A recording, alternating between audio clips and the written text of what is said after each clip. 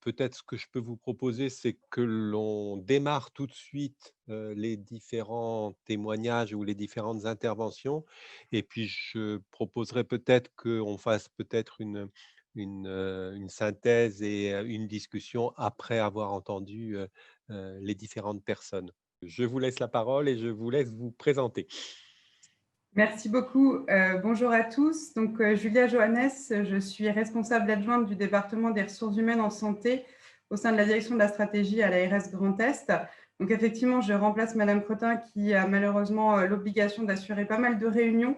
Vous vous doutez que la situation est un peu particulière et d'ailleurs le format de cette journée le précise. Alors, juste pour l'anecdote, j'ai coupé les mails et le téléphone et donc j'espère qu'on ne sera pas dérangé outre mesure. Alors, je commence donc sur cette table ronde. Quelles recommandations opérationnelles pour l'avenir des professionnels de la santé? On va faire un focus plutôt sur l'ensemble des actions et pas focaliser sur la gestion de crise, même si celle-ci doit bien sûr être prise en compte et nous apporte des enseignements qu'il faudra qu'on tire et donc il faudra qu'on prenne les enseignements qui vont avec. Alors d'abord, des recommandations générales pour tous, ça concerne le personnel médical, non médical, les professionnels qui travaillent en structure, sanitaire, médico-sociale, sociale et les structures ambulatoires évidemment. Donc ça commence par une revalorisation des métiers de la santé, effectivement financière bien sûr, mais pas uniquement. Les métiers de la santé doivent aujourd'hui retrouver leur blason, redonner envie à des jeunes professionnels d'aller dans ces métiers-là et qu'on puisse travailler ensemble pour améliorer tout cela. Ça passe aussi par l'attractivité des métiers et l'attractivité de nos territoires. Alors, l'attractivité de nos territoires, on le sait, on a des régions qui sont plus ou moins impactées et surtout des déserts médicaux et non médicaux d'ailleurs. Donc, ça implique vraiment de travailler sur ces activités particulières. Et sur l'attractivité des métiers, ça passe par le renforcement des actions dans le cadre des formations initiales et continues. On l'a dit ce midi notamment, où la formation des professionnels est très importante. Donc, on a mis en place, par exemple, la création d'un poste de coordonnateur des formations et des stages au sein de chaque territoire afin d'accompagner au mieux les professionnels et les tuteurs afin qu'il y ait une formation particulière qui soit mise en place. Ça passe donc aussi par l'augmentation du tutorat, par des formations à l'apprentissage afin de permettre de favoriser l'intégration dans les structures et sur la concrétisation du métier. Ça passe aussi par l'augmentation des quotas des formations. Pour vous donner l'exemple, sur le Grand Est, avec les analyses prospectives qu'on a fait, pour couvrir les besoins en infirmières, il faudrait aujourd'hui qu'on triple nos capacités à la formation initiale infirmière. Donc, autant vous dire qu'on a un enjeu fort sur ce sujet. On travaille aussi sur tout ce qui concerne ce qu'on pourrait appeler les décrocheurs, ou en tout cas le travail avec Pôle emploi, notamment pour trouver des dynamiques particulières pour identifier des professionnels qui aujourd'hui auraient une appétence aux soins, mais qui ne seraient pas forcément dans ces métiers-là, donc pour les réorienter et essayer de capter un maximum de personnes. Et on travaille aussi sur les décrocheurs étudiants, notamment pour les élèves qui échoueraient par exemple à la PACES pour être réorientés vers des formations en santé, ou aussi des décrocheurs sur les formations infirmières, là aussi pour être réorientés vers des parcours suite à la mise en place de Parcoursup et avec les difficultés qui peuvent en découler. Donc l'idée étant de récupérer un maximum de professionnels pour nos métiers. Tout cela passe bien sûr par un travail partenarial entre les institutionnels en synergie pour accompagner au mieux tous les projets qui peuvent être déployés. Tous les institutionnels aujourd'hui ont des projets sur ces sujets, les sujets étant tellement importants et la crise l'a vraiment prouvé. Donc aujourd'hui, il faut qu'on travaille tous ensemble en collaboration et dans le même sens pour améliorer cet avenir. Ça passe aussi par la fidélisation des professionnels. Alors, un exemple ou deux, la prime d'engagement de carrière hospitalière qui permet à des professionnels contractuels de s'engager à passer le concours pour intégrer la fonction publique hospitalière, ou le contrat d'engagement de service public, qui permet aux étudiants médicaux de s'engager en passant un contrat avec l'État à s'installer à l'issue de leur formation sur des zones désertes qui sont arrêtées sur un schéma territorial. Ça passe aussi par donner du sens au travail et fédérer les équipes au sein d'un projet. Donc, ça nécessite des accompagnements plus individuels des professionnels, notamment par l'accompagnement professionnel tout au long de la carrière, afin de favoriser les parcours professionnels pour permettre un déroulé complet de la carrière dans ces métiers, La durée de vie aujourd'hui, j'allais dire durée de vie entre guillemets, aujourd'hui d'une infirmière en établissement hospitalier est de 5 ans. Donc, on a un vrai travail, un vrai enjeu à faire sur la carrière et notamment sur les déroulés qui peuvent être faits, par exemple, de favoriser les mouvements professionnels type ASH vers AS ou AS vers IDE ou IDE vers IDE spécialisé, IA, DIBOD, etc., pour permettre un déroulé de carrière et avoir un flux continu sur cette projection de carrière. Bien sûr, tout cela passe aussi par la difficulté aujourd'hui de la pénibilité de ces métiers. Donc, un gros travail est à faire sur les conditions de travail actuellement, que ce soit en libéral ou en structure, afin d'apporter vraiment des actions de qualité de vie au travail et l'accompagnement psychologique individuel qui peut être fait. Et donc, on les a cités, notamment les actions SPS avec la plateforme, l'écoute téléphonique et les JAD qui permettent vraiment d'aller au plus près des professionnels et d'apporter des réponses selon les besoins de chacun. Enfin, ce midi a aussi été évoqué les difficultés qu'il peut y avoir entre les professionnels eux-mêmes, entre eux. Donc aujourd'hui, est mis en place des dispositifs de médiation qui permettent à des partenaires extérieurs à la structure d'intervenir et d'essayer de résoudre le plus en amont possible les difficultés pour ne pas arriver à des situations extrêmes telles qu'il peut y en exister. L'avenir de nos professionnels, c'est aussi les nouvelles pratiques professionnelles qui doivent être mises en place avec les exercices partagés et la pluridisciplinarité qui doit être mise en œuvre. L'objectif étant la reconstitution des équipes territoriales de soins, bien sûr toujours en lien avec les besoins de la population pour répondre au mieux aux enjeux territoriaux et qui ne sont pas les mêmes d'un territoire à un autre. Donc avec un travail de répartition des ressources sur un territoire, le maillage aujourd'hui peut être le GHT, le groupement hospitalier de territoire, un regroupement de structures sur un même territoire, mais cela passe bien sûr par un bilan des ressources et des besoins, avec une nécessité de prospective sur celle-ci pour anticiper au mieux et éviter les situations difficiles qui peuvent exister actuellement. Donc pour tout cela, des politiques de stage adaptées avec des stages partagés par exemple, une pratique pluridisciplinaire qui est mise en place avec des réunions d'échange, les fameuses RCP, les réunions de coordination pluridisciplinaire qui peuvent être mises aussi en place, et les groupes de parole quand des difficultés ou une gestion de situations particulières peut être identifiée et permettre le partage d'échanges entre les professionnels. Et sur l'exercice en temps partagé, donc je vous citerai là aussi 2 exemples, les assistants spécialistes à temps partagé, qui sont des postes offerts à des postes internats, qui permettent à des professionnels à l'issue de leurs études d'aller travailler 2 ans en temps partagé sur plusieurs structures, qui leur permettent de vraiment découvrir les filières de soins qui peuvent exister et le travail partenarial qui est mis entre les structures. Et la prime d'exercice territorial qui là aussi favorise et rémunère l'activité des professionnels qui se déplacent sur les territoires les plus isolés afin vraiment de permettre de couvrir l'ensemble de nos territoires et d'apporter la meilleure réponse possible à toute la population. Donc, je vais essayer de respecter donc, le temps qui m'était imparti. Donc, je conclurai sur les mesures Ségur de la santé et le plan Investir pour l'hôpital, qui sont vraiment des leviers pour mettre en place ces actions-là et qui, nous l'espérons, qui vont faire qu'aujourd'hui, on va essayer de continuer à mettre en place tous ces projets qu'on avait, y compris avec SPS, comme Catherine pouvait l'indiquer ce midi. La gestion de crise est une chose, mais il faut vraiment qu'on continue à déployer ces actions-là. Et il ne faut pas oublier que l'avenir passe aussi par là, y compris à l'issue de la gestion de crise. Je vous remercie.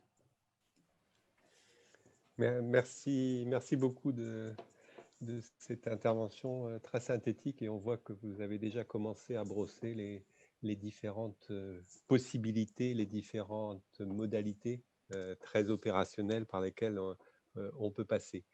Et merci d'avoir respecté votre temps d'intervention, comme ça va permettre, je l'espère, d'avoir une discussion entre nous. Donc, je vous propose une petite modification donc, dans l'ordre des personnes, puisque Didier Jaffre n'est pas encore arrivé. Donc, je vous propose de passer directement à l'intervention de Jérôme Voiturier pour l'UNIOPS. Monsieur Voiturier, je vous laisse la parole tout de suite. Merci, monsieur Chambaud. Bonjour. Bonjour à tous et à toutes. Peut-être, d'abord merci pour l'invitation. C'était pas, évident que l'UNIOPS soit présent.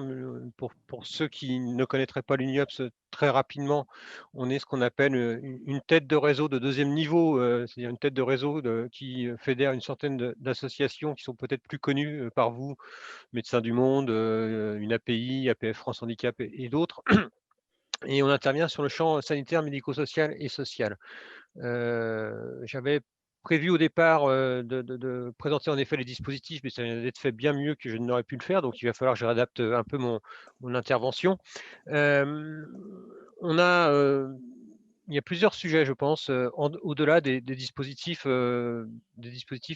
pour les soignants, du care et du cure, des 2, pour les personnels salariés intervenant dans les deux secteurs. Hem, on a Quand je dis non, c'est l'UNIOPS, on a fait une étude à l'été 2019 sur l'attractivité des métiers et sur les problèmes de recrutement qui pouvaient exister dans les structures. 450 structures ont répondu. On se rend bien compte que, il y a un problème structurel, de recrutement, il y a un problème conjoncturel. L'été 2019, la période estivale est jamais favorable, mais je pense que, malheureusement, la période actuelle, même si on n'est plus en été, est aussi, compliquée. À ceci, on a plusieurs éléments de propositions et on y reviendra peut-être dans un temps de débat, mais je crois qu'au-delà des dispositifs qui existent depuis une quinzaine d'années qui permettent d'éviter la solitude, et la fatigue des soignants et des intervenants, il y a quand même 3 sujets qui apparaissent de plus en plus. Il y a une question sur, la violence. La violence, alors je ne veux pas dire institutionnelle, mais la violence, aussi faite, physique parfois, c'est une crainte qu'on voit apparaître, et qu'on peut entendre, vis-à-vis des personnels, qu'ils soient soignants ou non soignants. Il y a une question moi vous allez voir, je vais faire très, très court pour qu'on puisse avoir un débat. Il y a une question sur la responsabilité, auquel vous êtes confrontés. La période de confinement, période 1 malheureusement de confinement l'a bien montré, hem, avec, la difficulté qu'ont pu avoir certains personnels et quand je dis personnel, c'est à la fois des soignants, les directeurs d'établissements, EHPAD et autres, sur, les prises de décision compliquées, à prendre, sur, l'intervention des personnes extérieures.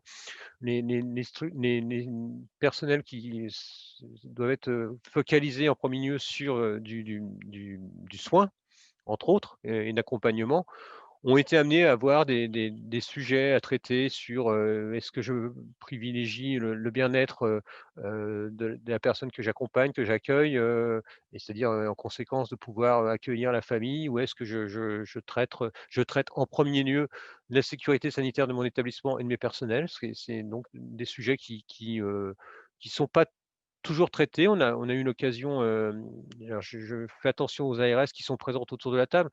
Mais ce que j'ai oublié de vous dire, c'est que l'UNIOPS a, des URIOPS en région, qui étaient, membres des cellules de crise, 1re, période de confinement, et certaines URIOPS, certaines, ARS pardon, en gros, ont expliqué aux URIOPS, «Bah, écoutez, nous on se concentre sur les soins d'urgence et tout ce qui est, accompagnement médico-social, pardon pour le terme, mais démerdez-vous, c'est pas notre sujet». Donc voilà, et en gros, on laisse la responsabilité, de ce genre de questions éthiques, de ce genre de questions à des soignants ou des personnels dont la fonction première ne devrait pas être ça. Enfin, troisième sujet, rapidement, et ça me renvoie à j'ai lu il y a peu de temps la leçon inaugurale de Didier Fassin, au Collège de France où, il y a tout un passage très, très intéressant sur la valeur de la vie, où il dissocie bien les 2 termes anglais, worth and value. Pardon pour l'accent, j'ai fait allemand première langue.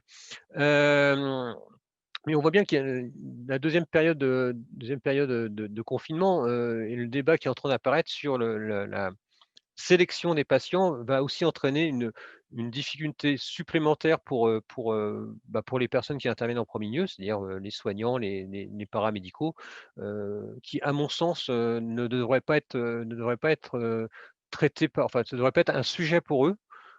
pour différentes raisons, mais en tout cas, je veux dire, c'est donner une responsabilité quasi pénale à des personnels qui, par ailleurs, dans l'époque actuelle, doivent se concentrer plutôt sur la prise en charge des soignants. Dernier point, peut-être sur les recommandations, comme je vous le disais au départ, l'UNIOPS intervient, ou je ne l'ai pas dit d'ailleurs, l'UNIOPS intervient sur le sanitaire, le médico-social et le social. Moi, ce qui me frappe, vraiment, c'est qu'il n'y a pas de culture commune. Il n'y a pas de culture commune et il y a même enfin, quand je dis culture commune, c'est même au niveau des mots utilisés. Je pense qu'il y a et ça renforce une solitude, du professionnel dans son action, qui ne peut pas échanger, ou qui a du mal à échanger avec son collègue, pour, son collègue ou un autre praticien. Je crois qu'une des mesures essentielles aussi, c'est de réfléchir à cette culture commune, d'avoir une sorte de tronc commun au départ, dans les formations, qu'elles soient médicales, paramédicales, voire sociales. Voire sociales, moi j'ai une grosse on a une grosse,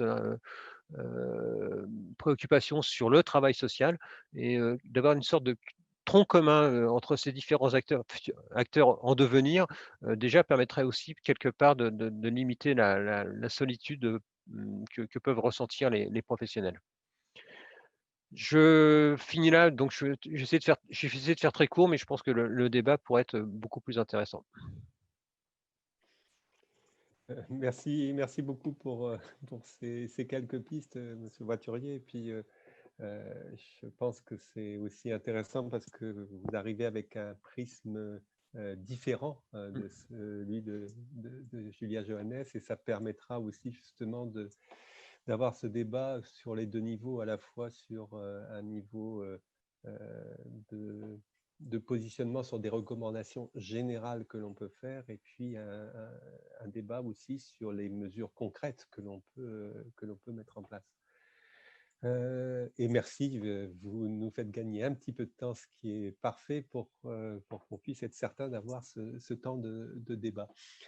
Je passe donc tout de suite la parole, alors, puisque je pense que Didier Jaffre n'est pas encore arrivé, donc Julien Emmanueli, si tu peux poursuivre. C'est un plaisir de te laisser la parole.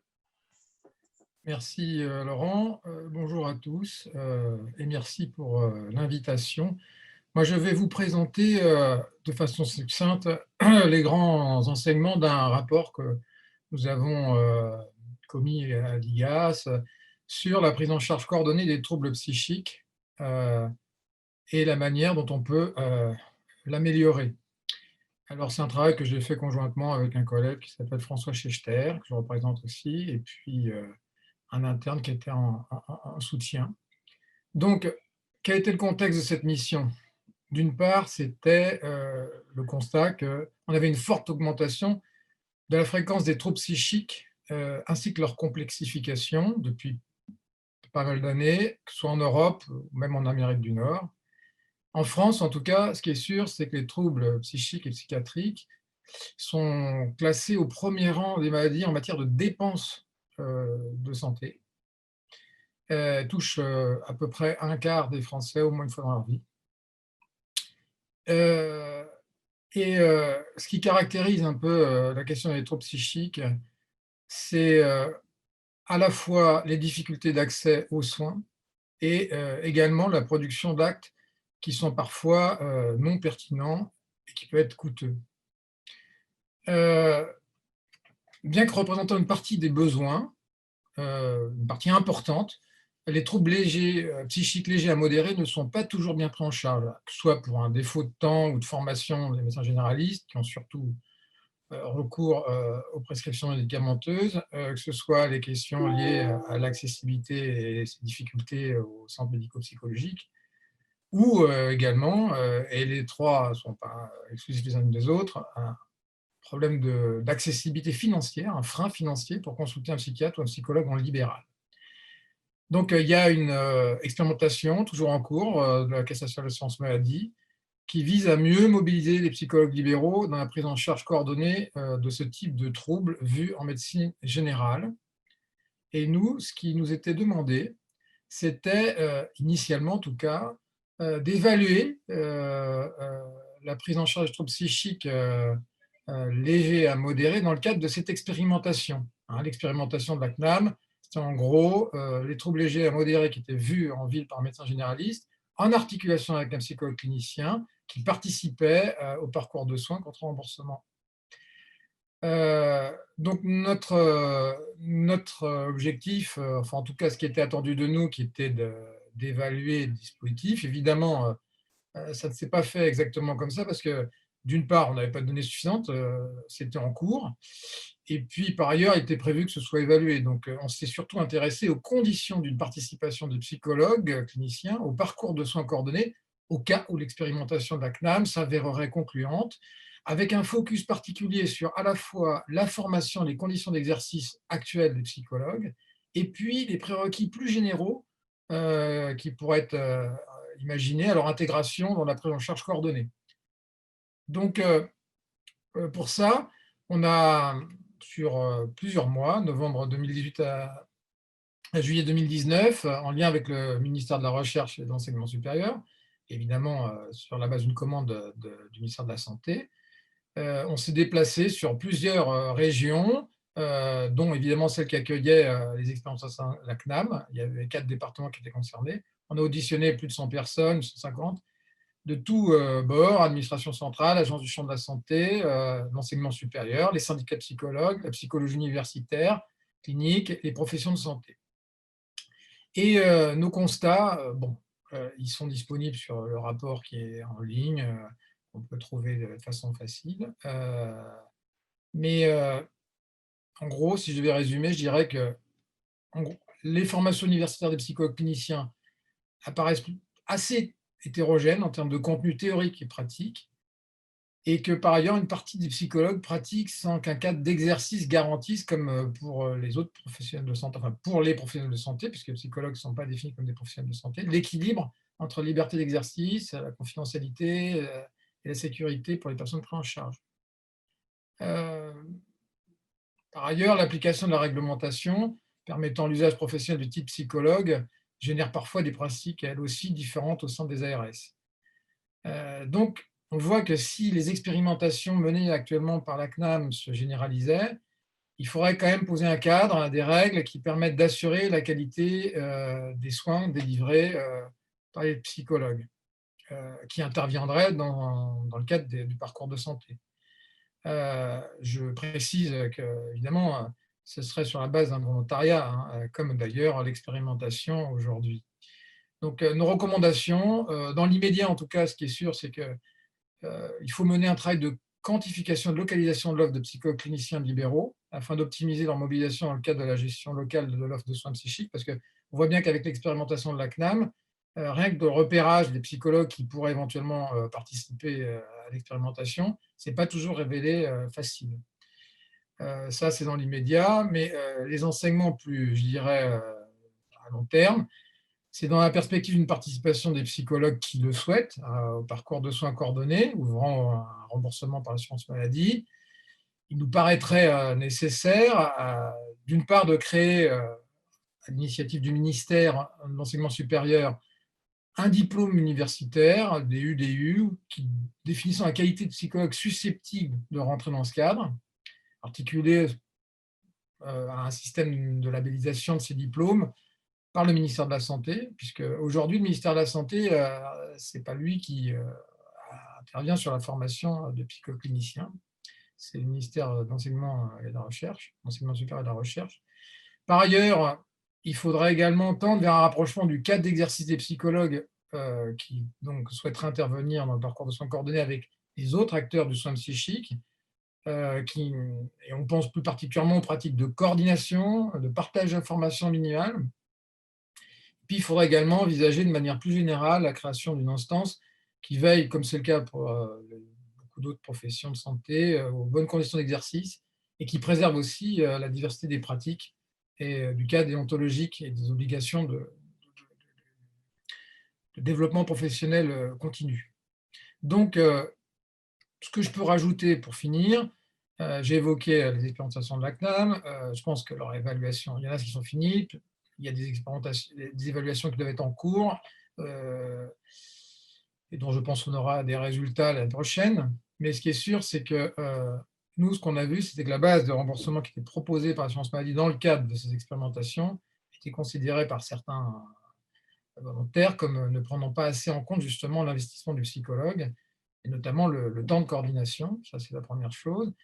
On a aussi considéré que ce qu'on avait vu, et les propositions qu'on faisait, c'était aussi l'occasion d'essayer de faire évoluer la prise en charge globale de la souffrance psychique pour essayer de faire prévaloir, mais enfin c'est ce qui se dessine à travers la feuille de route en santé mentale, une logique de gradation des soins et des alternatives de déport dans le cadre des plans territoriaux de santé mentale. Donc voilà, j'espère que je n'ai pas été trop ennuyeux et j'ai tenu la montre. C'est parfait, Julien, sur les 2 points. Donc, je pense que c'est aussi important parce que ça, je crois qu'on y reviendra dans la discussion. C'est identifier les troubles, c'est une chose importante, mais après, il y a aussi tout le sujet de savoir comment peut se faire la prise en charge. Et on voit bien là qu'on va être aux prises à des difficultés importantes sur l'offre et sur la répartition et la coordination de l'offre. Merci beaucoup. Donc Didier Jaffre est arrivé. Bienvenue. Et je vous propose donc de vous passer tout de suite la parole pour votre intervention. À vous donc le plateau. Merci Laurent. Bonjour à toutes et tous. Vraiment désolé pour le retard, mais j'ai pensé que c'était 14 heures, comme je l'ai dit à Catherine, donc je pensais être en avance en fait. C'est toujours comment dire, le paradoxe de la situation. Par ailleurs, vous savez, on est à nouveau rentré dans une période très compliquée avec une sollicitation de l'ensemble des professionnels de santé qui est à nouveau très très forte compte tenu de l'épidémie que nous vivons. Et donc finalement, c'est aussi un moment un peu particulier que ce colloque ait lieu aujourd'hui, puisque on l'a vu pendant la saison 1 de cette épidémie, on le revoit pendant cette saison 2, le soutien moral, psychologique, et je reviendrai aussi sur le soutien aussi pécunier, mais soutien moral à l'ensemble de nos professionnels de santé, il est vraiment très très important. On l'a vu aussi, une très très forte sollicitation en tous les cas en région Île-de-France de la plateforme. S'il fallait encore démontrer son utilité, je pense que là, il n'est plus à faire et que vraiment, moi je remercie, je vois Eric Henry à la télé et Catherine, vraiment vous remercier pour tout ce que vous faites parce que moi qui anime les conférences avec l'ensemble des établissements, actuellement 3 fois par semaine, si ça s'empire, ça sera tous les jours. À chaque conférence, on me redemande le numéro d'appel de la plateforme, l'appui pour nos professionnels, le besoin de soutien, etc. Donc, ça montre vraiment l'intérêt de tout ça face à des situations extrêmement dures. Hein. Vous avez vu, je ne vais pas aller reprendre les propos du ministre quand il a visité lundi soir le centre hospitalier du Sud francilien, mais ce qu'il a vu, c'est ce que les personnels soignants vivent et voient tous les jours. Hein. Des personnes hospitalisées en réanimation, intubées, qui vont y rester longtemps. Tout est fait pour qu'elles essayent de sortir vivantes et pour autant, on le sait, hein, un quart de ces personnes, pendant la crise, la première, c'était une personne sur 2 sortait décédée de ces services malgré tous les efforts des professionnels et ça, c'est extrêmement dur, vous le savez, à vivre. Donc, il faut vraiment soutenir. Je parle même pas de toutes celles et ceux qui, du jour au lendemain, se sont transformés d'infirmières dans un service de chirurgie à prendre en charge des malades dans une unité Covid, des chirurgiens eux-mêmes qui sont devenus brancardiers pour aider les unités de réa, les unités de médecine dans les cliniques, et puis bien entendu l'ensemble des professionnels de santé libéraux qui, lors de la saison 1, ont dû faire face à la fois un problème d'équipement, de matériel, d'équipement de protection et pour autant continuer à prendre en charge leurs malades, y compris ceux qui n'avaient pas le Covid, puisqu'on doit pertinemment et constamment faire en sorte que tous les malades soient pris en charge, n'est-ce pas, docteur, et pas uniquement certains ou pas d'autres. Et c'est bien tout l'enjeu de cette saison 2, si j'ose dire, quand nous-mêmes nous lançons des vagues de déprogrammation, parce qu'on a besoin d'avoir des ressources humaines supplémentaires pour armer des lits supplémentaires, on doit toujours veiller à ne pas entraîner de perte de chance pour les autres malades. Comme je le dis toujours, de toute façon, in fine, celui qui doit décider de la déprogrammation, ce n'est pas l'agence, ce n'est pas je ne sais qui dans un bureau, c'est bien le docteur face à son malade. Il n'y a que lui qui peut décider de la déprogrammation ou pas. Voilà, donc tout ça pour vous dire qu'on est dans un contexte vraiment particulier, intense, et remercier, je sais que vous êtes nombreux à nous suivre pour ce colloque dématérialisé, toutes celles et ceux qui aujourd'hui œuvrent pour faire en sorte que tout le monde soit pris en charge. On n'a qu'un seul objectif, je crois, commun, que toute personne qui a besoin de recourir au système de soins puisse y recourir et les soins qui soient adaptés. Donc après, c'est vrai qu'une fois qu'on a dit ça, on est particulièrement vigilant sur tout ce qui peut permettre d'accompagner nos professionnels. Nous l'étions déjà avant. Hein. Si nous avions fait le choix de soutenir cette plateforme, ce n'est pas pour rien. Vous savez qu'on a un plan régional ressources humaines en Île-de-France où les questions de qualité de vie au travail, de conditions de travail, d'accompagnement sur les aspects de management, parce que je pense qu'on parle beaucoup des professionnels de santé aujourd'hui, on oublie, je trouve, un peu tout l'encadrement intermédiaire. Je pense aux cadres de santé, par exemple, qui sont dans nos établissements de santé, dans nos EHPAD. Je trouve qu'ils sont un peu oubliés et je crois qu'il faut vraiment qu'on les aide. Parce que autant vous dire actuellement, quand vous êtes cadre de santé dans un EHPAD, que vous avez 50 malades, 50 résidents qui ont le Covid, 50 de vos personnels qui par ailleurs ne peuvent pas bien bosser, le cadre, il est particulièrement sollicité, il doit pallier à tout.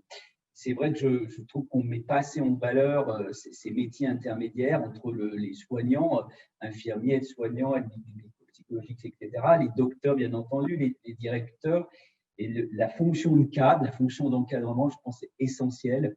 Et on doit aussi accompagner cette fonction-là, donc à la fois financièrement, mais aussi en termes de reconnaissance et de valorisation de ces métiers, parce que ce n'est pas uniquement faire des plannings, c'est même pas du tout ça. C'est vraiment faire en sorte que là aussi, les soins soient prodigués dans de bonnes conditions et que les personnels dont vous avez la responsabilité trouvent pleinement sens à ce qu'ils font. Voilà, donc tout un tas de mesures que nous nous employons à accompagner. C'est jamais assez, bien entendu, mais je voyais dans les notes que mes fidèles collaborateurs m'ont préparées. Finalement, quand on regarde toutes les actions qu'on a déjà entreprises et qu'on continue à entreprendre, finalement, ça représente quand même pas mal non plus de millions d'euros. Bien entendu, tout ça se trouve accentué et renforcé par l'ensemble des mesures qui ont été signées dans le cadre du Ségur, hein, avec tout ce que je viens de dire qui est repris.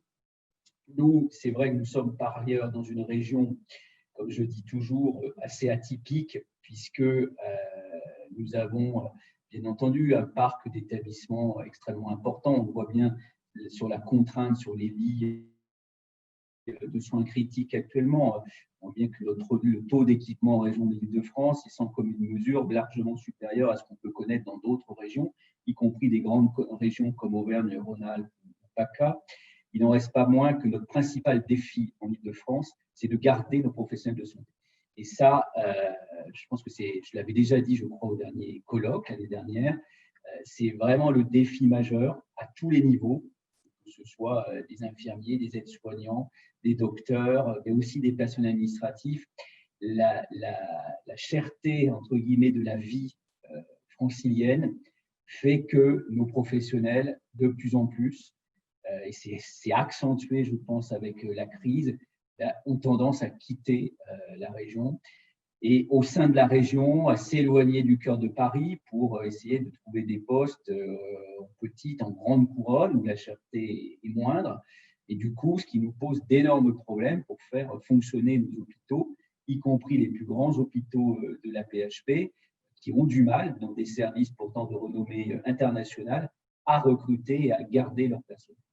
Et ça, et forcément, quand on en est à ce stade-là, ça rejaillit sur tout. puisque quand il manque 2 ou 3 personnes, et qu'on a du mal à les remplacer parce qu'on n'arrive pas à recruter, eh bien la charge de travail rejaillit sur les personnes qui restent, dégrader les conditions de travail, dégrader la motivation finalement de ceux qui restent, et au bout d'un moment, tout le monde finit par partir. Et c'est ça sur lequel on essaye de jouer, parce que, enfin de jouer, c'est un mauvais terme d'ailleurs, on essaye d'enrayer, c'est-à-dire de renverser la machine pour vraiment redonner de l'attrait à ces métiers de la santé. Et c'est vrai que dans une région comme l'Île-de-France, où le secteur de l'activité économique, même s'il est en difficulté en ce moment, est quand même présent, vous avez tous les secteurs d'activité, le secteur de la santé n'est pas celui qui est le premier à être privilégié par les jeunes. Et là, on a un gros travail qu'on mène avec le conseil régional d'Île-de-France pour valoriser ces métiers, parce que non seulement on a énormément de turnover, d'absentéisme, mais on a aussi surtout un peu de mal à recruter dès le plus jeune âge, si j'ose dire, à la sortie du lycée, pour avoir ces professionnels. Je suis toujours l'exemple des manipulateurs radio. On est pourtant une région où, c'est bien connu, l'agence a complètement libéré les autorisations d'IRM, de scanners et autres, parce que nous considérons que c'est indispensable pour le diagnostic et que de toute façon, plus on en aura, mieux on se portera. Sauf que pas de chance, nous n'avons pas les manipulateurs radio qui vont bien pour les faire fonctionner. Et même si on conserve le nombre d'étudiants qu'on rentre en première année, quand on regarde ce qui sort à la 4e année, on a un taux de déperdition pendant les études qui est énorme. Or, c'est un métier pourtant formidable, sans lequel, de toute façon, ça ne peut pas marcher. Donc, on voit bien qu'on a, et je pourrais vous en citer plein, des exemples comme ça, on a vraiment à travailler là-dessus.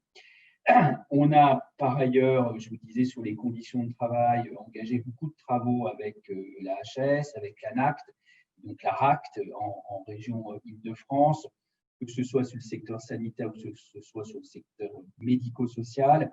On a travaillé beaucoup sur un certain nombre de clusters à nouveau cette année.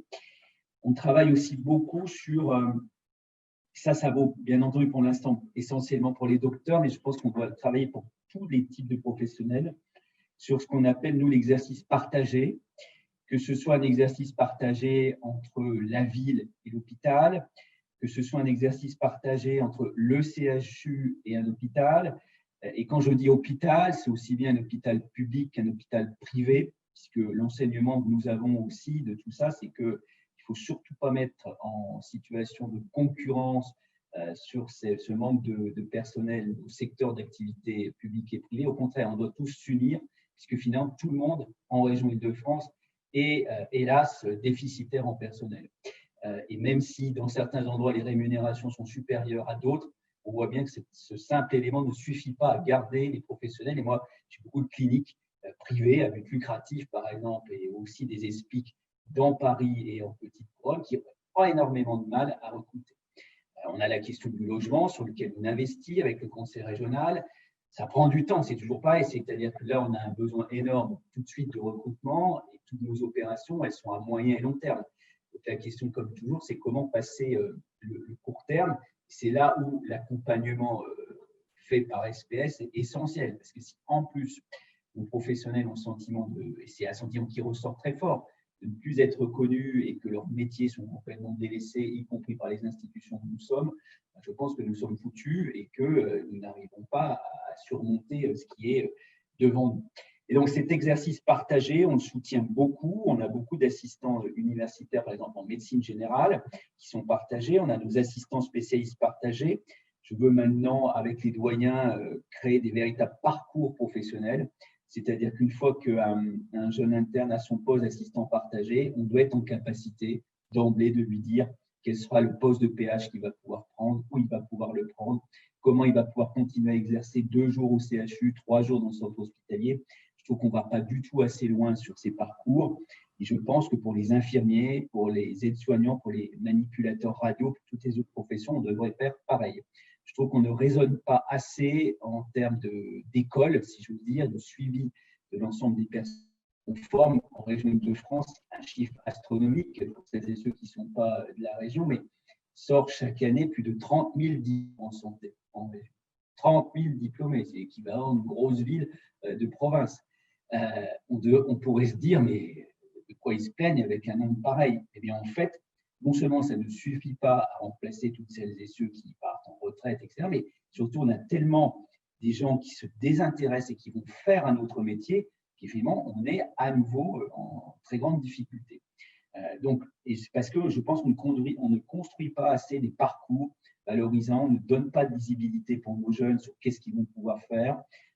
Et ça, c'est vraiment un travail avec le Conseil régional de l'opération de promotion de ces métiers qu'on mène, qui est vraiment extrêmement importante.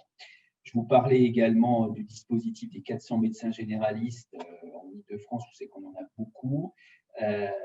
Et puis, on accompagne aussi, je pense que c'est extrêmement important, les professions libérales, parce que c'est comme toujours, on doit se focaliser sur les deux, aussi bien l'exercice salarié que l'exercice libéral. On sait bien que si le système tient, c'est parce qu'on a les deux modes d'exercice, que les deux modes d'exercice sont complémentaires. Quand je vois toutes les prouesses et les innovations qui ont pu être faites et qu'on fait encore actuellement en ce moment entre le secteur libéral et le secteur hospitalier pour qu'on puisse répondre à cette deuxième vague de l'épidémie, on voit bien que les deux secteurs, c'est la richesse de notre système de santé. On doit vraiment se préoccuper de ça et le conserver, d'où tout ce qu'on mène avec les URPS sur les permanences locales pour l'installation des jeunes, sur tout ce qu'on fait sur des initiatives territoriales, etc. Et puis, et j'en terminerai par là, parce que sinon après je vais être trop long et Laurent va me dire que j'ai dépassé mon temps de parole. Laurent d'ailleurs que je ne vois plus à l'écran, mais je vais soutenir, je vous l'avais annoncé l'année dernière, la création d'un établissement spécifique pour prise en charge de nos professionnels. Ça y est, la demande d'autorisation a été déposée par un promoteur auprès de l'ARS. Alors, elle devait être instruite là, bien entendu, l'épidémie va décaler de quelques semaines, puisque l'ensemble des équipes de l'agence sont par ailleurs focalisées sur la gestion de l'épidémie. Et l'établissement va pouvoir ouvrir ses portes. Il sera dans le 92, pour ne pas citer le département. Et puis, il bénéficiera également d'antennes d'hospitalisation de jour. Pour l'instant, dans 3 départements, on a des autorisations disponibles, le temps que nous-mêmes, on puisse réviser notre projet régional de santé pour qu'on ait des antennes dans chacun des départements.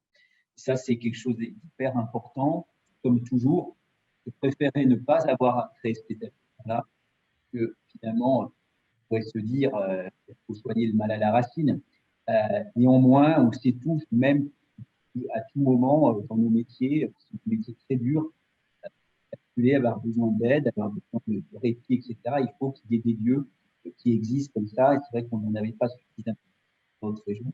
Que là, nous aurons un lieu créé sur lequel d'ailleurs nous allons financer sur les crédits assurance maladie. Voilà. Mais donc, encore une fois, le sens de mon message, et encore merci à Eric et Catherine et toutes les équipes de l'association, c'est vraiment que pour redonner envie à nos professionnels, difficile dans le cadre de cette épidémie. En même temps, quand vous les interrogez, quand vous n'avez pas de toujours dévoués. Il faut qu'on redonne envie de manière pérenne au métier de la santé. Ça passe effectivement par tous les types d'accompagnement pour revaloriser et remontrer que sans professionnels de santé, il n'y a pas de système de santé et que ça ne peut pas arriver. Voilà. On doit tout faire pour. Moi, je dis souvent, un personnel de santé, ce n'est pas un coût. Certainement que pendant 20 ans, on a eu trop longtemps cette vision. Pour moi, tout professionnel de santé, c'est un véritable investissement, une véritable richesse pour l'avenir et on doit donc les conserver en tant que tels. Voilà ce que je voulais dire. Merci Eric. Alors moi, je suis aussi fan de toi. Je trouve que tu as une personnalité inspirante. Ça a été une belle rencontre sur mon parcours professionnel. Je crois qu'on a le même enjeu. C'est globalement, on est des professionnels de terrain, on est médecins généralistes à la base, on est au cœur des problématiques du public, des patients et des professionnels. Et tous les deux, on a transformé cette expérience de terrain pour donner sens à quelque chose de plus large au service de l'humain en général, parce que ça faisait aussi partie de cette thématique, l'humain. Et oui, c'est inspirant, et puis ça donne de la force de savoir qu'on n'est pas les seuls à travailler des heures et des heures au service de tout ça. Donc, moi, j'ai investi plutôt le champ de la parentalité et le lien, et comment les individus se relient les uns aux autres. Alors, oui, j'ai plus investi à travers la création de l'Institut de la parentalité, le lien parent-enfant, mais j'ai été bien au-delà à travers le concept de l'Institut. J'ai effectivement la chance, après avoir été médecin généraliste et urgentiste, d'investir le champ de la psychiatrie et d'être devenue psychiatre aujourd'hui et directrice et fondatrice de l'Institut de la parentalité. Donc, cet institut, il est dédié à prendre soin du lien. Et je pense que c'est au cœur de ce qu'on réfléchit aujourd'hui, comment on prend soin les uns des autres, et quel que soit ce niveau du lien, alors bien sûr parents-enfants, mais entre individus, quels que soient les individus, dans la relation d'aide, dans les alliances thérapeutiques et dans tout ce qu'on va construire quand on est professionnel de santé, mais aussi au sein des équipes, entre nous, professionnels de santé, entre des niveaux de hiérarchie différents en termes de management, et puis de manière plus large, finalement, au sein de notre société. Donc, à l'Institut, on a plusieurs modalités d'intervention, mais on intervient auprès des professionnels dans le cadre de formation et d'accompagnement des pratiques professionnelles. Et on investit le champ sanitaire et médico-social particulièrement. Et on a mis en œuvre depuis plusieurs années des modalités d'accompagnement des pratiques professionnelles qui finalement s'appuient sur toutes les difficultés émotionnelles. Eric, tu l'as dit ce matin, l'émotion, elle est au cœur de nos problématiques et de notre vécu aujourd'hui. Et certains m'ont dit aussi, c'est presque honteux de parler d'émotions quand on est professionnel parce qu'on doit être fort, on doit être des héros, ça a été dit, mais ces professionnels, ils ont un vécu émotionnel. Et en fait, on sait que ce vécu émotionnel, ça va être un moteur de changement, mais faut-il qu'on prenne soin de cette dimension émotionnelle? Donc, vraiment mobiliser les émotions des professionnels qui sont des signaux informatifs, c'est ce modèle. Donc, nous, on a commencé surtout à investir le champ sanitaire et médico-social avec un grand partenariat avec notre région historique et la Nouvelle-Aquitaine et le département de la Gironde avec la mise en place de ces dispositifs auprès de leurs équipes. Donc, nous, on s'applique à accompagner l'ensemble de l'équipe, des professionnels de terrain jusqu'aux équipes de cadres et de managers pour vraiment construire, je pense que c'est M. Voiturier qui en parlait aussi, un socle commun sur lequel on va pouvoir s'appuyer et donner sens et remettre notre machine à penser en fait en route parce qu'on est sidéré. Alors la crise est arrivée encore plus nous sidérer, mais avant déjà émotionnellement avec la complexification des prises en charge, la vulnérabilité du public aujourd'hui, on est quand même extrêmement sollicité. Et ce qu'on a pu recueillir, nous, c'est que les professionnels se trouvent face à une accumulation massive de situations de plus en plus complexes, qui n'ont plus le temps de penser, qui n'ont plus le temps de partager, qu'ils se retrouvent très isolés dans leur pratique, même quand ils sont dans des groupes, même dans des équipes, et que ce champ émotionnel, ils ne savent pas trop quoi en faire, en fait. Ça les envahit, et puis en même temps, on leur dit, vous êtes professionnels, donc vous ne devez pas être envahis. Pourtant, c'est notre trésor d'avoir nos émotions, parce que nos émotions font qu'on est dans la relation à l'autre et dans le prendre soin. Donc, nous, on a déployé ce dispositif qui a un socle théorique qui est la théorie de l'attachement. Cette théorie de l'attachement, elle vient nous dire que globalement, pour qu'un individu puisse se développer, l'enfant, mais cet attachement, il est actif du berceau jusqu'à la tombe, comme le dit John Bowlby. Cette théorie vient nous dire qu'il y a un maillon, un méta-besoin qui est essentiel, qui est le besoin de sécurité. Et quand j'entends tous les intervenants ou quand j'entends en permanence ces discours aujourd'hui, le terme de sécurité, la sécurité dans toutes ses formes est constante dans nos discours.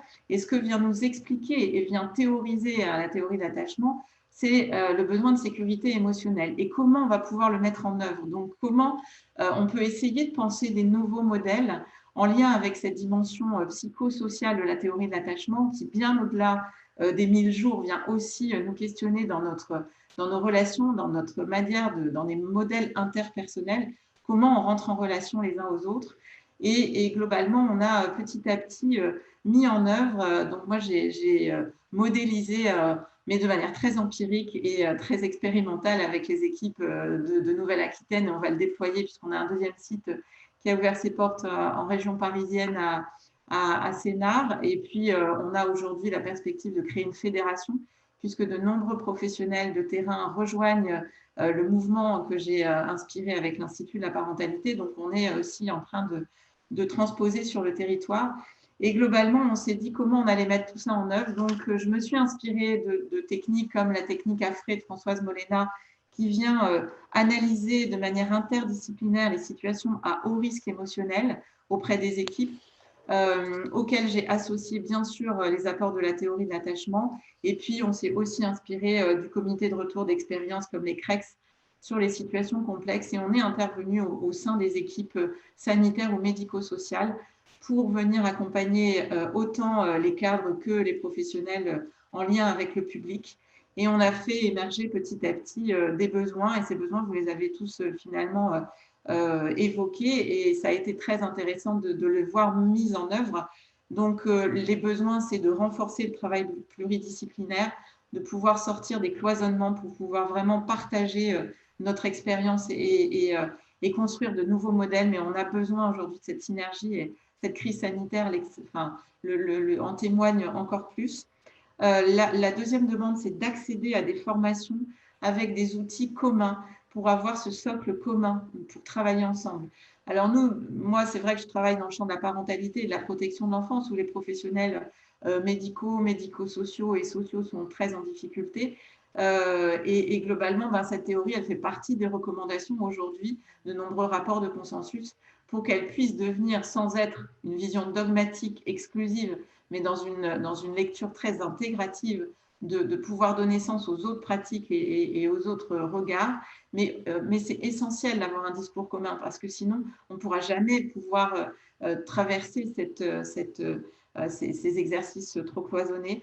Donc, au moins, on vient décoder le lien, et c'est vrai que la théorie de l'attachement nous aide à ça. Et puis, au-delà des crises, moi, je transpose avec l'accès à la parentalité. Quand j'accompagne les familles, c'est quand ils viennent me voir parce que l'enfant fait des crises classiques importantes, et j'accompagne ce qui se passe en dehors de la crise. On a vraiment un souci à pouvoir soutenir en dehors des crises de manière constante avec ces accompagnements des pratiques professionnelles. Alors, à l'Institut, depuis une année, on a expérimenté une formation plus spécifique autour du management des équipes médico-sociales en particulier. On a vu l'attrait. Aujourd'hui, on a besoin de ressources, on a besoin de synergie pour pouvoir déployer ça. Mais ça fait partie vraiment de nos expérimentations. Et ce que j'avais envie de vous témoigner à travers aujourd'hui mon intervention. Voilà, je vais m'arrêter là pour laisser la parole à Mathieu, je pense. Merci beaucoup. Moi, j'ai trouvé ça très intéressant et j'ai tout noté. Merci. Peut-être, avant de laisser la parole à Mathieu, juste vous dire que j'ai réussi à me reconnecter. Ça a été un petit peu compliqué, mais je suis de nouveau parmi vous. Alors, j'ai entendu les deux dernières interventions un peu de manière chaotique, mais j'espère avoir saisi. Mais sinon, je reviendrai peut-être vers vous pendant le temps de la discussion. J'ai fait un petit résumé, donc je pourrais résumer si besoin. Merci beaucoup. Donc, si vous le voulez bien, je vais reprendre mon petit bâton mais ça va être tout simple pour passer la parole à Mathieu. Ok, merci Laurent, enchanté d'être parmi vous. Cet après-midi, juste dire un tout petit peu qui je suis pour expliquer comment je vais peut-être aussi aborder ce sujet qui nous était proposé. Voilà, donc moi je suis enseignant-chercheur à l'Université de Bordeaux au sein de l'Institut de santé publique d'épidémiologie et de développement à l'ISPED. Voilà, et donc avec deux casquettes, on va dire, une casquette pédagogique de formation des futurs cadres du secteur sanitaire et médico-social, avec des masters en management, l'un avec l'IFCS du CHU de Bordeaux, le master cadre de santé manager, et un autre au sein de l'ISPED sur le management des organisations médicales et médico-sociales. Donc voilà, une expérience au moins du point de vue de la formation au management des professionnels de santé, et puis une casquette de chercheur sur les questions plutôt de gestion des ressources humaines, de qualité de vie au travail, et notamment des cadres inspirants du Magnet Hospital, des hôpitaux magnétiques, en fait, ces hôpitaux qui ont la capacité d'attirer et de fidéliser les professionnels de santé. Et donc, du coup, si le sujet était porté sur les recommandations opérationnelles, finalement, pour l'avenir des professionnels de santé, ce qui m'a arrêté au tout début, et puis peut-être que ça fera le lien avec les autres interventions, je ne sais pas, c'est d'abord l'avenir des professionnels de santé, avant de parler des recommandations opérationnelles. Et là-dessus, quand même, quand on regarde un petit peu les travaux, les rapports, etc., apparaissent quand même un sentiment un peu de situation paradoxale quand on regarde finalement, si on se lance dans cet exercice un peu de l'avenir des métiers. Situation paradoxale, si je prends une perspective du marché du travail, je pourrais y voir des signes plutôt positifs. Hein. J'ose avoir une vision plutôt positive en disant c'est quand même un marché où l'on recrute, quoi. On embauche. Alors, on peut le voir de manière négative, mais aussi c'est quand même un marché du travail qui montre tous les jours qu'il y a des besoins de professionnels de santé. Et il y a une forte dynamique des métiers. Tous les rapports le montrent. Et même, je dirais, il y a des candidats au métier. Là, si je me mets en tant que plus universitaire, quand on a vu les IFSI rejoindre la plateforme Parcoursup, il y a eu une grosse montée en charge des demandes vers Parcoursup quand même. Et donc, ça veut dire peut-être aussi on ne sait pas quelle stratégie il y a derrière chez les jeunes qui aussi se mettent sur Parcoursup et en s'inscrivant sur les IFSI, mais de même, ça dit peut-être quelque chose de la représentation qu'on peut avoir de ces métiers du soin et avoir peut-être gardé en tête qu'il y a une perspective positive en termes de marché de l'emploi. Mais aussi en termes de marché de l'emploi, on peut très bien avoir des signes négatifs et je suis d'accord avec vous avec une perspective sombre. La demande d'emploi n'est pas à la hauteur du besoin. La crise Covid le montre. Il n'y a pas de personnel à mettre en face des malades à l'heure actuelle et ça, c'est un gros problème. Ça, c'est le présent. L'avenir, j'espère que ce sera meilleur. Il y a des démissions, c'est vrai. Il y a du recours à l'intérim, des abandons de métiers précoces, comme vous l'avez dit, voilà. Avec peut-être du coup un gaspillage de formation, et ça c'est triste pour la société tout entière. Donc je trouve qu'il y a une tension paradoxale, voilà, quand on regarde l'avenir des professions de santé, sur le point de vue, je dirais, d'un économiste du travail. Mais si je prenais le point de vue psychosocial, on aurait aussi les mêmes tensions, les mêmes sentiments de paradoxe comme ça, enfin de problèmes irrésolus. Dans le sens où, dans une approche psychosociale de la perception que les professionnels de santé ont dans leur rapport au travail, et ce que cela provoque comme inquiétude ou au contraire comme certitude sur leur avenir, c'est que d'un point de vue positif, on pourrait dire il y a un fort sentiment de fierté professionnelle. Il y a un fort sentiment de fierté professionnelle, beaucoup de sondages, d'enquêtes, de travaux académiques. Chaque fois qu'on interroge les professionnels de santé sur leur sentiment d'utilité, leur sentiment de fierté, de bonne image de leur profession, d'attachement à l'intérêt général et à la mission sociale et sanitaire, on voit que le soin est un métier qui a du sens quand on leur demande. Et les professionnels savent y donner du sens. Donc ça, c'est un côté positif et assez rassurant. Je vois, on a développé une enquête pour fabriquer un score QVT dans les EHPAD, là, sur la région Nouvelle-Aquitaine, avec l'appui de l'Agence régionale de santé. On a interrogé 45 établissements, ce qui représente à peu près 2500 professionnels, et on a eu un très bon taux de retour sur un premier descriptif, sur des questions de qualité de vie au travail, leur perception.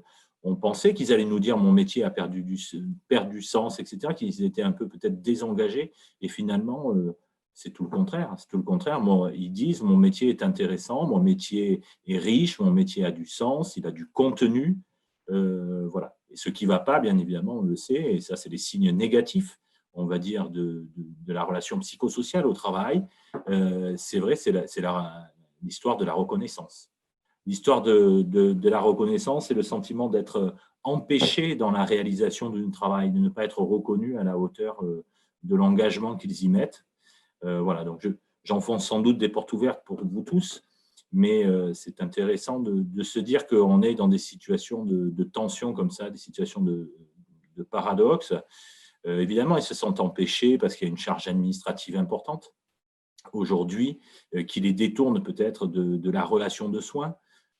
J'écoutais avec attention ce que disait M. Voiturier tout à l'heure et qui me frappait. C'était là encore un paradoxe. Ce sont des métiers du lien avec des gens qui se sentent seuls.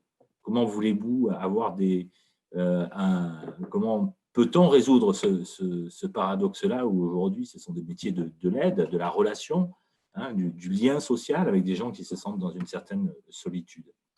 Donc oui, il y a cette perception d'un métier difficile et nul doute que la crise Covid impactera cette perception chez les professionnels en poste, mais aussi sur ceux qui souhaiteraient rejoindre la profession. Et ça, c'est encore une autre difficulté, je pense, sur laquelle, parce qu'aujourd'hui, les images que l'on renvoie de la profession, c'est qu'un métier difficile. Donc, comment je vais attirer des gens en leur montrant que c'est difficile? On le voit à chaque fois qu'il y a eu des crises. Moi, je suis bien placé en tant que chercheur. Quand tous les chercheurs étaient dans la rue pour dénoncer la précarité de leurs conditions de travail, ce n'est pas ça qui nous a fait de la publicité pour avoir de futurs chercheurs. Donc, du coup, ça impacte notre responsabilité, ça c'est sûr, ça interroge notre responsabilité.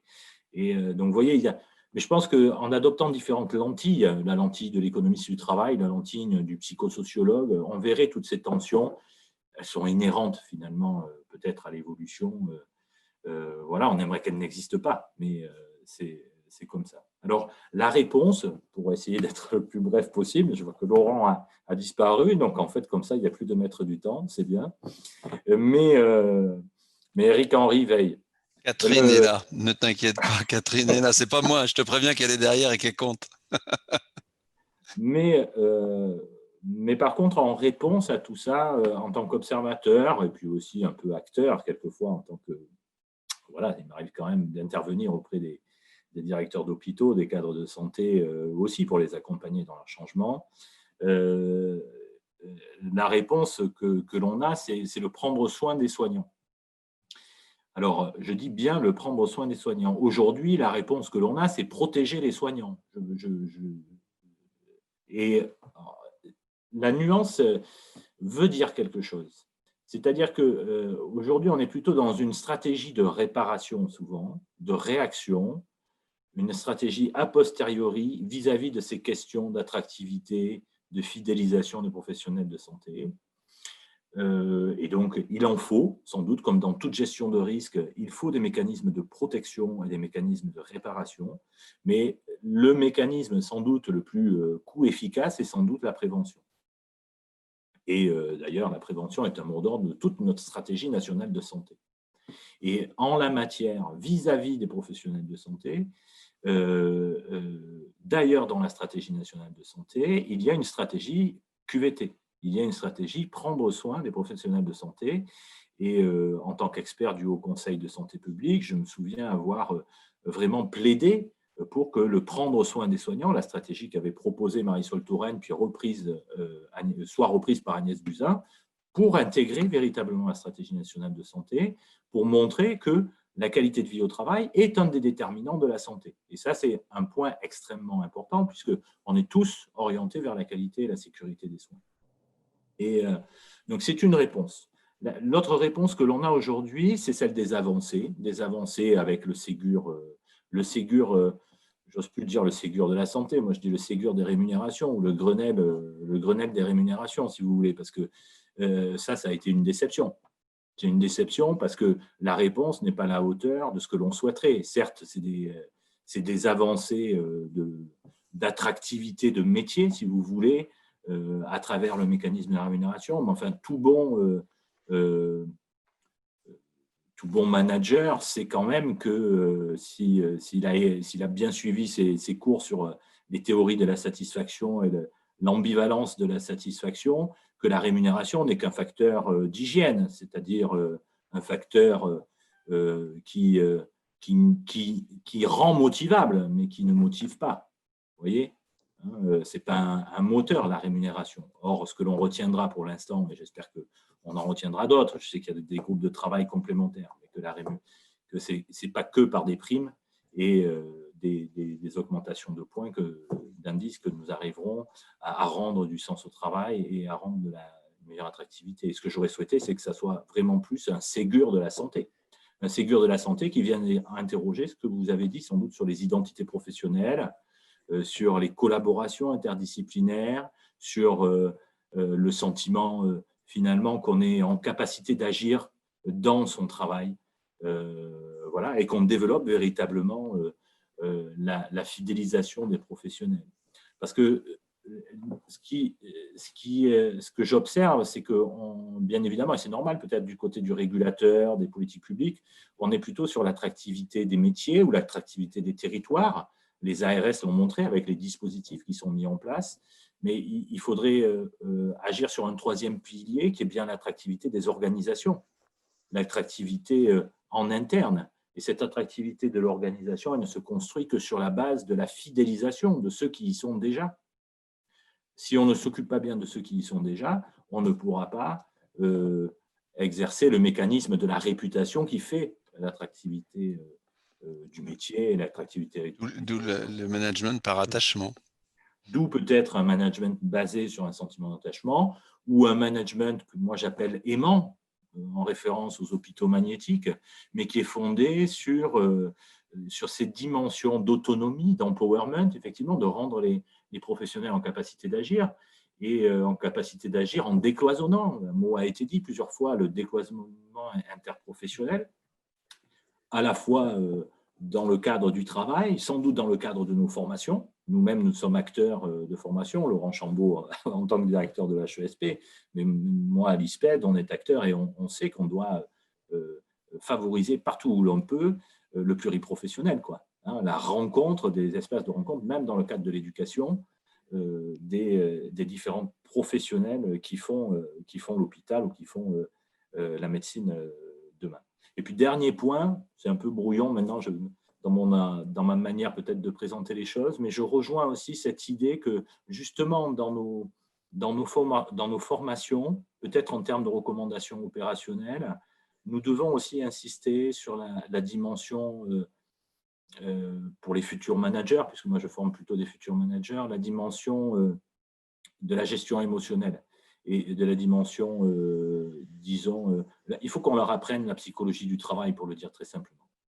Or, ce que l'on leur a beaucoup appris pendant des années, c'est la finance. Ce que l'on a beaucoup appris pendant des années, c'est la sociologie de leur organisation, la bureaucratie professionnelle, comment ça fonctionne, les rapports de pouvoir des uns et des autres. C'est intéressant, cette approche-là. Mais je pense que pour former des bons managers demain, il faut qu'on leur apprenne aussi à avoir cette gestion de l'inter-individuel dans la gestion, pour après gérer leur équipe et d'avoir à renforcer, je pense, cette dimension-là, parce que nous, on doit former des leaders, en fait, et on ne doit pas former des gestionnaires. Voilà. Et ça résoudra peut-être un peu le sentiment aussi de mal-être que pourraient avoir les managers eux-mêmes, d'être pris entre le marteau et l'enclume, entre leur directeur et leur direction d'établissement et leurs collaborateurs qu'ils essaient d'amener du mieux que possible. Voilà un peu, c'est un peu dans tous les sens, mais voilà ce que m'inspiraient ces dimensions-là. Et si vous voulez, je pourrais parler après des hôpitaux magnétiques, mais aujourd'hui, j'avais envie de dire ça. Merci. Laurent. Merci. Oui, merci beaucoup. Alors, je suis vraiment désolé, mais je vois qu'il y a une certaine instabilité, pas de moi-même, mais du réseau dans lequel je suis. Et alors, je vous prie de m'excuser aussi par rapport aux questions, parce qu'à chaque fois que je me déconnecte, toutes les questions s'enlèvent aussi. Donc, j'espère qu'il y a quelqu'un qui récupère les questions dans le chat. Je vais en profiter pendant que j'ai un petit peu de réseau alors non pas pour faire une synthèse, parce que, en tout cas de ce que j'ai entendu, et je crois en avoir saisi une grande partie, ce que j'entends quand même, c'est que tous ces points de vue différents sont extrêmement intéressants parce que ça montre que la capacité à travailler sur tous les aspects liés à la santé des professionnels de santé ne peut pas se résumer à un mode d'action ou à une façon de voir, mais probablement à une stratégie mêlant des éléments différents et à la fois des éléments liés à des choses assez larges sur comment on voit les professionnels de santé dans les prochaines années et à des méthodes et des modalités particulières. Il va falloir aussi probablement travailler là-dessus. J'ai trouvé que c'était vraiment intéressant justement de pouvoir avoir des interventions qui se situent à des niveaux différents. Et merci à tous les intervenantes et intervenants d'avoir joué le jeu. Donc, je vais aussi peut-être le faire à ma façon, à la fois en tant que directeur de l'école des hautes études en santé publique, mais aussi par la trajectoire et mon parcours personnel.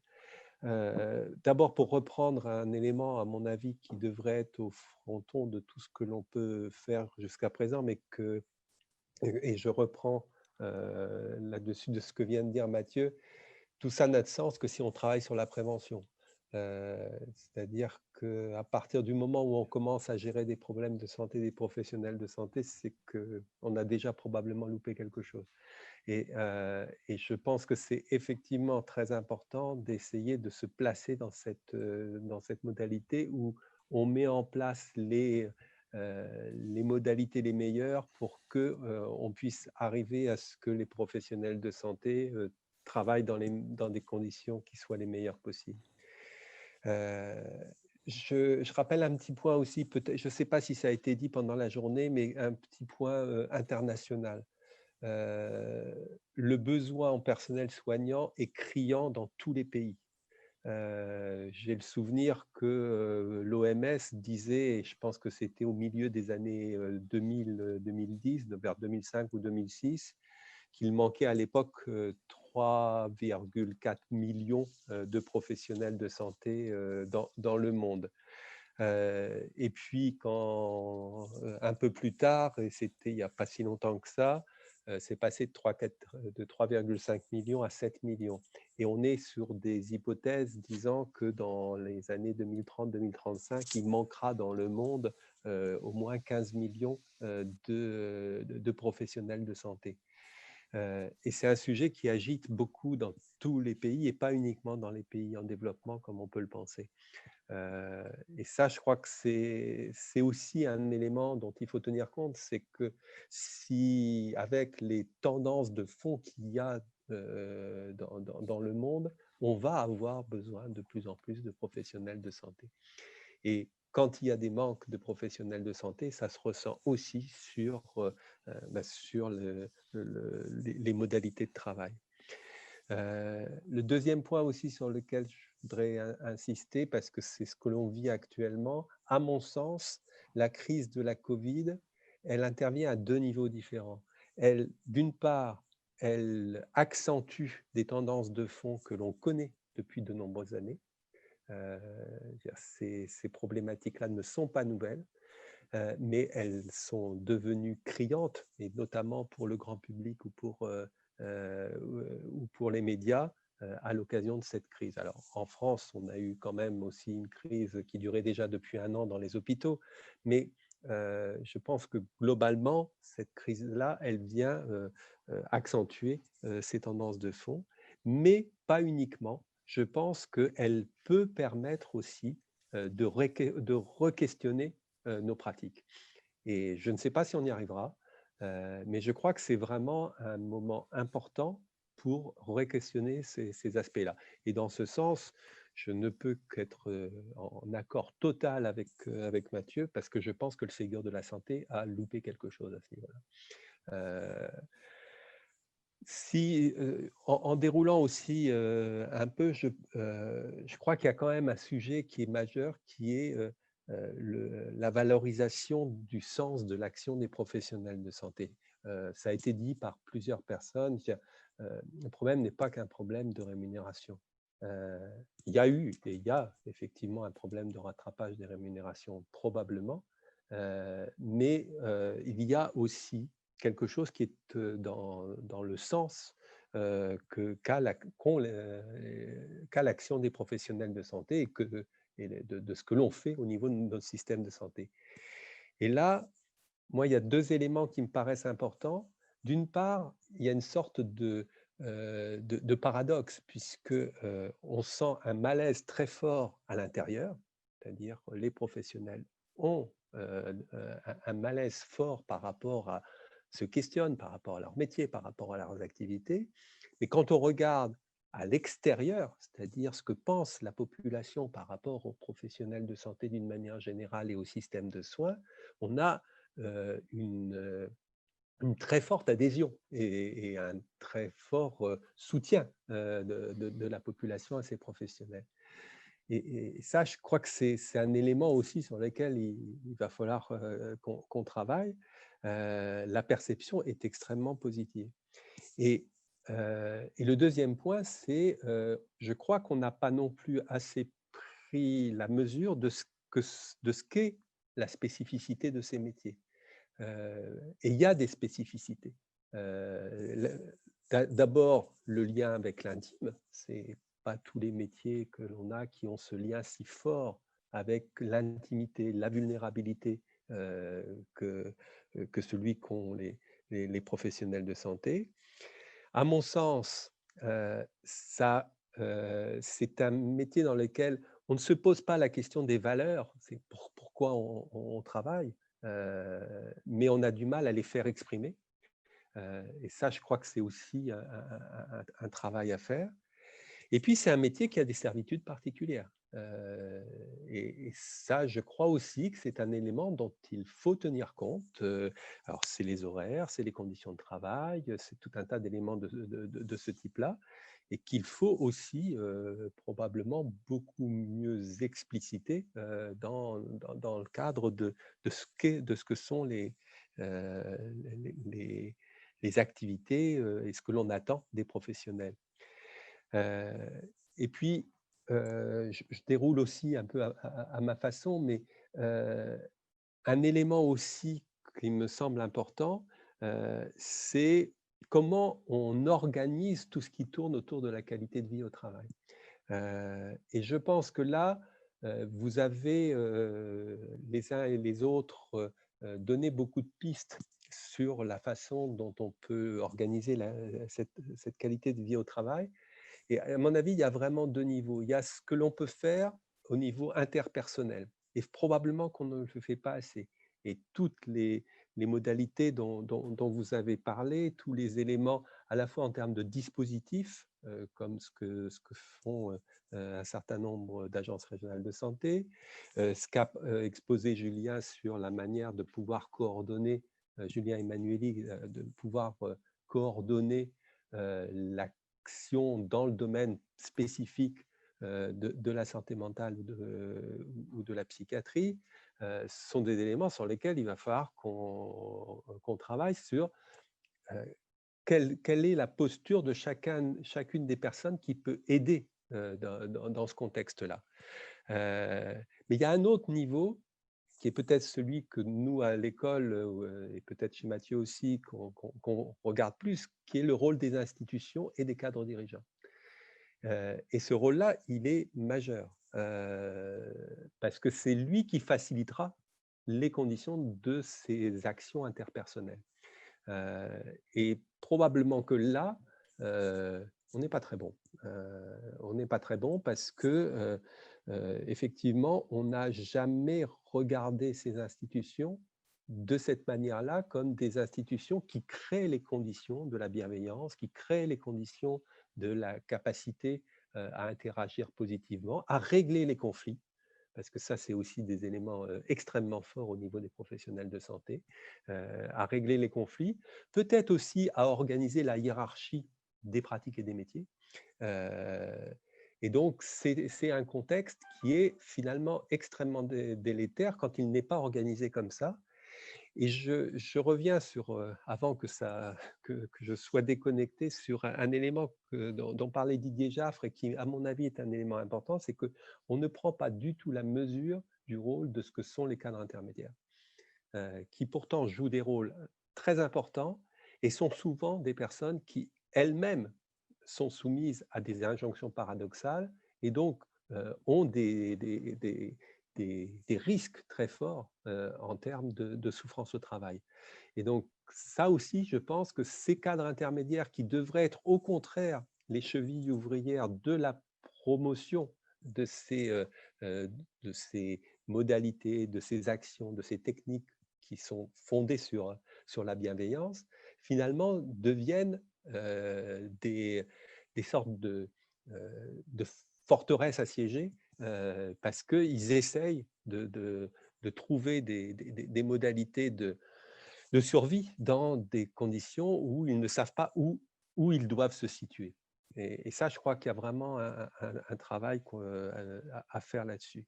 Et puis, je terminerai sur un point qui ben, vous le comprendrez aisément, est extrêmement important pour moi et je dirais pour nous en parlant de Mathieu, c'est il faut accorder de la place, de l'importance à la formation et à la recherche. On n'a pas assez de travaux dans ce domaine-là, on n'a pas assez de moyens financiers pour financer des travaux de recherche dans ce domaine-là. Et en France, je pense qu'on n'est vraiment pas bon là-dessus. Et puis sur la formation, je suis aussi très sensible à ce qu'a dit Mathieu, parce que ça correspond à une tendance extrêmement forte, notamment dans les pays anglo-saxons, qui ne font pas toujours bien, mais qui donnent en général qui ouvrent des pistes que l'on n'a pas toujours. C'est cette volonté forte que nous devons avoir de passer d'un rôle de gestionnaire à un rôle de leader. Et ça, très souvent, quand on forme des gestionnaires, on leur donne des outils et des techniques. Quand on forme des leaders, on leur donne des capacités à donner du sens à leurs équipes. Et ça, je pense que là aussi, on a probablement un gros travail à faire.